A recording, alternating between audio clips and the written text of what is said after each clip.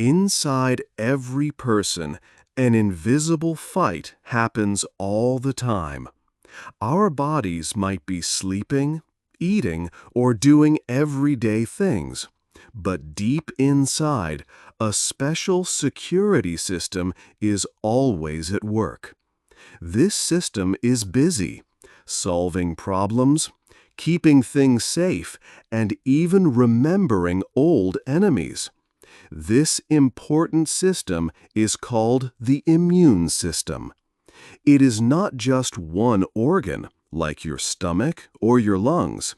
Instead, the immune system is a very large and complex network. Imagine a huge team with many different parts, cells, signals, and special places. It works like a big, busy city with roads, factories, and many types of workers, including smart soldiers. All these parts work together every moment to protect you from harm. The main job of this system is to keep a delicate balance. It must be strong enough to attack harmful invaders. These invaders can be tiny germs like bacteria or viruses that can make you very sick. At the same time, the immune system must be very careful not to hurt your own body's healthy cells. It needs to know the difference between a friend and an enemy and act correctly. This system is incredibly powerful and always learning. When it fights an enemy, it learns how to fight that enemy better next time. It can even remember specific enemies for many years, helping you stay well. Because it is so strong, it needs careful control. Just like a powerful machine, it must be guided well and kept in check. If it works too much or in the wrong way, it can cause problems for your body. The goal of your immune system is to keep your body healthy and in balance, working silently day and night to keep you safe. 2. Your body's first guards. Our body's first and most important guard is the skin. Think of your skin as a strong, protective wall. This wall is made of many tiny, tough cells that are always being replaced. It has natural chemicals that fight germs, and its surface is slightly acidic, which helps keep bad bacteria away. Even with billions of tiny, friendly microbes living on your skin, this wall usually keeps harmful things outside. But sometimes this wall breaks. If you get a cut or a scrape, a small hole opens. This lets germs, like bacteria, enter your body very quickly. When this happens, your body's alarm system goes off. The first group of defenders to arrive are part of the innate immune system. These are your body's fast-acting soldiers, ready to fight any enemy without needing to learn about it first. They act like a quick first response team. Two important types of these first guards are macrophages and neutrophils. Macrophages are called big eaters. They are like cleanup trucks that move to the problem area. They find bacteria and dead cells, then swallow them whole, breaking them down. Macrophages also send out signals for more help. Neutrophils are like fast-moving soldiers. There are many of them, and they arrive quickly. They directly attack bacteria, sometimes even throwing out sticky nets to trap invaders. Neutrophils are powerful but short-lived, often dying after the fight. The yellowish liquid, sometimes seen in a wound, called pus, is often full of dead neutrophils and bacteria. All these actions, like blood rushing to the area, blood vessels becoming wider, and cells rushing in, cause something called inflammation. This is why a cut area can become red, warm, swollen, and painful. Inflammation is your body's alarm system. It brings more blood, helpful proteins, and immune cells to the injury. It is a sign that your body is working hard to protect you and start healing. Platelets also help by forming a scab to seal the wall again. 3. The smart army. The immune system has two important parts working together. In the earlier chapter, you learned about your body's fast first guards. These are part of the innate immune system, ready to act immediately against any general threat. They are like the first responders that appear very quickly when there is a problem. However, your body also has a second, more specialized force, a slower, smarter army. This is called the adaptive immune system. Unlike the first guards, this smart army does not just fight everything. Instead, it learns about each specific enemy that enters your body. It is like a highly trained special forces unit that studies its target before attacking. How does this smart army get its orders? It starts with special messenger cells. These important cells are known as dendritic cells. Think of them as the immune system's intelligence officers. When a new enemy, like a specific type of virus or bacteria, enters your body, dendritic cells are quick to find it. Dendritic cells act like tiny vacuum cleaners, sucking up pieces of the enemy. They break these pieces down into smaller parts, called antigens. An antigen is like a unique fingerprint or a part of the enemy's uniform. It tells the smart army exactly what kind of germ they are dealing with.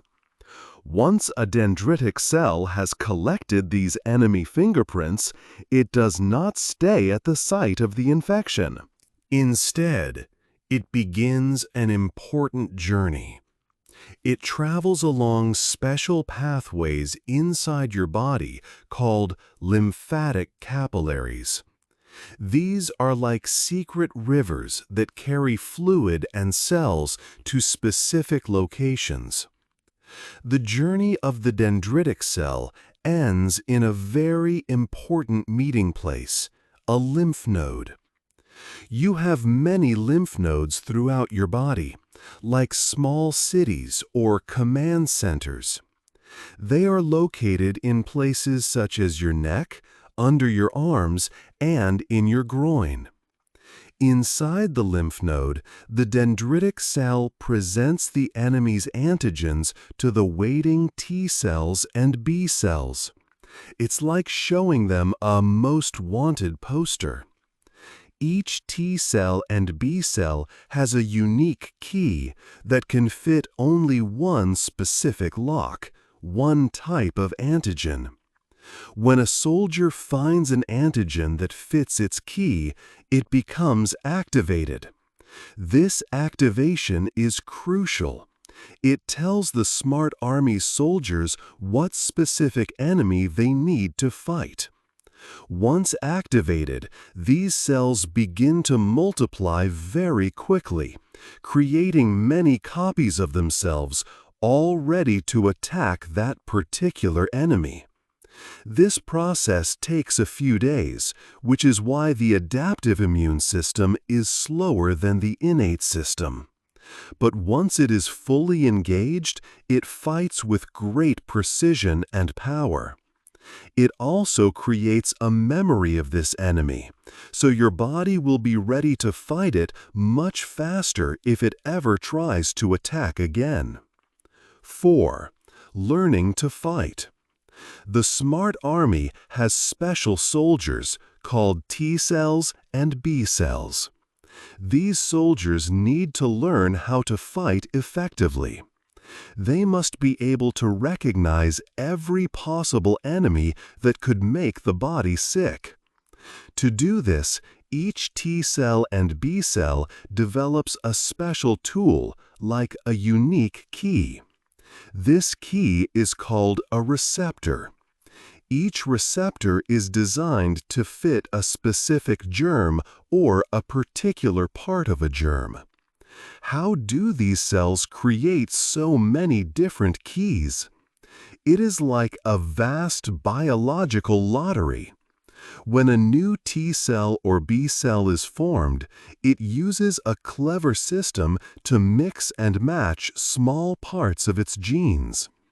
This process creates a brand new, unique receptor on the cell's surface. Imagine having thousands of different building blocks and putting them together in countless unique ways. This amazing process allows the body to generate hundreds of millions, even billions of different receptors. Most of these specific receptors will never encounter their matching enemy during a person's life. However, a tiny few will be perfectly suited to recognize any new pathogen that enters the body. This system is incredibly powerful, but it also carries a significant risk if not controlled. This is why the T cells go to a very special training school. This school is a small, lumpy organ in the chest called the thymus. Here, T cells learn an extremely important rule. They must not attack the body's own healthy cells. This is a very strict and tough school. Young T cells, freshly made in the bone marrow, travel to the thymus. There, they must endure a series of demanding tests to prove they are safe and effective. First, they must show that they have assembled a functional receptor. If their receptor does not work correctly, they are immediately dismissed. Second, they must be able to recognize special display structures known as MHC molecules on other cells. These structures show pieces of proteins. If a T cell cannot properly interact with these display stands, it also fails its test. The most crucial test, however, is about recognizing self. Inside the thymus, specialized cells present many different pieces of the body's own healthy proteins to the developing T cells. If a T cell's receptor binds too strongly to any of these self proteins, it is identified as potentially dangerous. These T cells could mistakenly harm the body's own tissues instead of just fighting invaders. Therefore, for the body's safety, most of these potentially self-reactive T cells are destroyed. Only a small percentage, typically around 2%, of T cells successfully pass all these rigorous tests and are allowed to leave the thymus to join the immune system's smart army. This strict training process ensures that the body's highly specific defenses only target actual enemies and do not turn against its own vital parts. 5. Weapons and memory. The smart army has many different jobs. Its soldiers, the T cells and B cells, work together to protect your body. One type of soldier is the killer T cell. These cells are like special police who look for trouble inside your body's own cells. Viruses often hide inside healthy cells, turning them into factories for new viruses. Killer T cells patrol the body, checking each cell like looking through a window. When a killer T cell finds a cell that is infected, it knows that cell is now a danger. The killer T cell then tells the infected cell to destroy itself. This stops the virus from spreading to other healthy cells. It is a very important job to stop infections from getting worse. Another type of soldier is the B cell. B cells are like small factories. Their main job is to make special protein weapons called antibodies. Antibodies are Y-shaped proteins that float in your blood and other body fluids. Each antibody is made to fit a specific germ, like a key fits a lock. When antibodies find their target, they stick to it. This act of sticking to germs does two important things. First, antibodies can stop germs from hurting your cells. They might cover the germ so it cannot enter a cell. Second, antibodies mark the germs. This marking helps other immune cells, like the big eaters, macrophages, find and destroy the marked germs more easily. It is like putting a big red target on the enemy. After the immune system wins a fight against an enemy, most of the active T and B cells die, but some special soldiers do not die. These are called memory cells. They are like a living record of past battles. There are memory T cells and memory B cells. These memory cells stay in your body, sometimes for many years or even your whole life. If the same enemy germ tries to attack again, these memory cells remember it instantly. They wake up very fast and make many more new soldiers and antibodies much quicker than the first time. This quick response means you might not even feel sick, or you will only have very mild symptoms, because your body stops the germ before it can cause much harm. This is why you usually only get diseases like chickenpox once. The memory cells are always ready to protect you from the enemies they have seen before. 6. A special fight: viruses and vaccines. Viruses are very small enemies. They are just genetic code inside a protein shell. They cannot live or make copies by themselves. Instead, they go inside your body's cells and take over. They use your cells to make thousands of new viruses. This makes viruses hard to fight because they hide inside your own cells.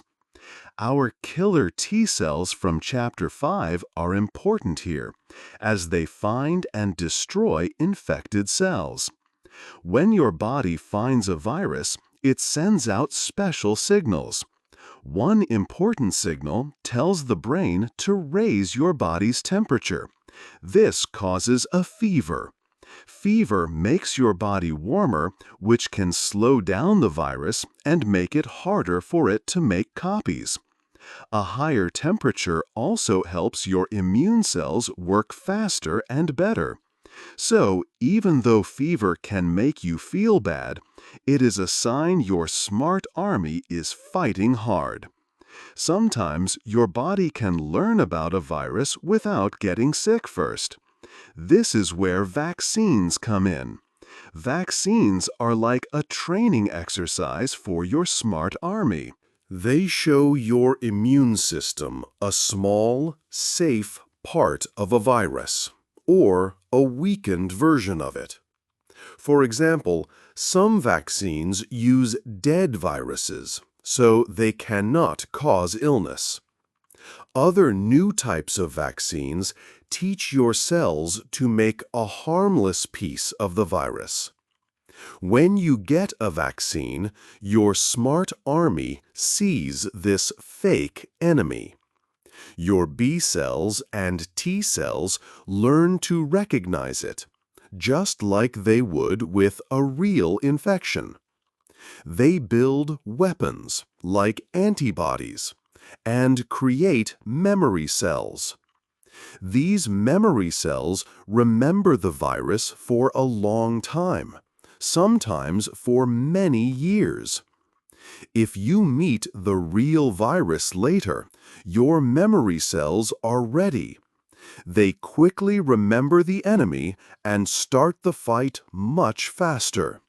This means you might not get sick at all, or you might only get a very mild sickness. Vaccines help protect not only you, but also others around you, especially those who cannot get vaccines themselves.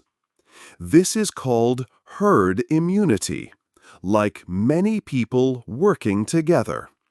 It is like training with foam swords instead of real ones. You learn to fight without getting hurt. 7. When things go wrong. The immune system is usually very good at its job, but sometimes, like any complex system, it can make mistakes. These mistakes can cause health problems. One common mistake is called an allergy. This happens when the immune system overreacts to things that are normally harmless, like pollen from flowers, dust, or certain foods, such as peanuts. For most people, these are not a problem. But for someone with an allergy, their immune system sees these harmless things as dangerous enemies. Some B cells create special IgE antibodies. These IgE antibodies then sit on other cells called mast cells. When the person meets the harmless thing again, the mast cells quickly release chemicals like histamine. These chemicals cause allergy symptoms like sneezing, runny nose, itchy skin, or trouble breathing. It's like the body's alarm system reacts too strongly. Another type of problem is called an autoimmune disease. This is a more serious mistake. Immune cells are taught not to attack the body's own healthy cells. But sometimes this lesson somehow goes wrong. The immune system gets confused and starts to attack healthy parts of the body. For example, it might attack the joints, the skin, or even important organs. It's like the body's own soldiers attacking their own friends. Scientists are still learning why this happens. Sometimes a past infection might look similar to a body cell, making the immune system confused. Finally, the immune system has to deal with cancer. Cancer is not an outside enemy like a virus or bacteria. Instead, it is a problem that starts inside the body. Cancer happens when some of our own body cells begin to grow in a wrong way. They grow too fast and do not follow the rules. The immune system, like killer T cells, looks for these bad cells all the time. Many times, the immune system finds and destroys these bad cells before they can cause any harm. It's like a silent civil war happening inside us every day. But sometimes cancer cells learn to hide from the immune system or stop its attacks. When this happens, the cancer can grow and spread. The fight against cancer is one of the hardest for the immune system because it fights cells that were once healthy parts of the body. 8. Living with your immune system. We have learned a lot about our immune system. It is truly amazing. But the most important thing to know is that it is all about balance. A healthy immune system is not always the strongest one. Instead, it is a system that works in perfect harmony, knowing when to fight hard and when to stop. Health means your immune system is in balance, keeping things steady inside your body. Many advertisements tell us to boost our immune system. However, trying to make it too strong is often not a good idea. Think of your immune system like a finely tuned musical group, not a muscle you want to make bigger. If it gets too active, it can make mistakes. This can lead to problems like allergies, where it overreacts to harmless things. Or it can cause autoimmune diseases, where it wrongly attacks your own healthy cells, thinking they are enemies. So, making it stronger is not always the goal. The best ways to help your immune system are simple and steady. First, eat healthy food. Give your body all the good things it needs to build and repair. This includes many different nutrients. Second, make sure you get enough sleep. Sleep is a time when your body fixes itself, and this greatly helps your immune system work well. Third, try to manage your stress. Long-term stress can make your immune system less effective, making it harder for it to do its job. Also, regular and moderate exercise helps your body's circulation, which supports immune cells. Your immune system is an incredibly complex network. It works silently every day, every moment, to protect you. You do not even feel it fighting off countless germs and fixing small problems before you notice them. It is like an invisible guard, always on duty, adapting to new threats and remembering old ones. It is a quiet hero inside all of us, keeping us safe and healthy without asking for anything in return. It manages to be fast enough to stop bad microbes, but also careful enough not to hurt your own body. It remembers past enemies for many years, so it is ready for the next time.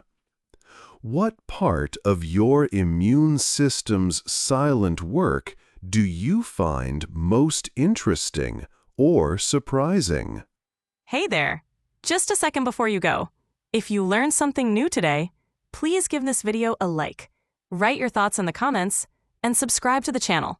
It only takes a second, and it really, really helps to create even better English videos for you. Your support means the world. Thank you.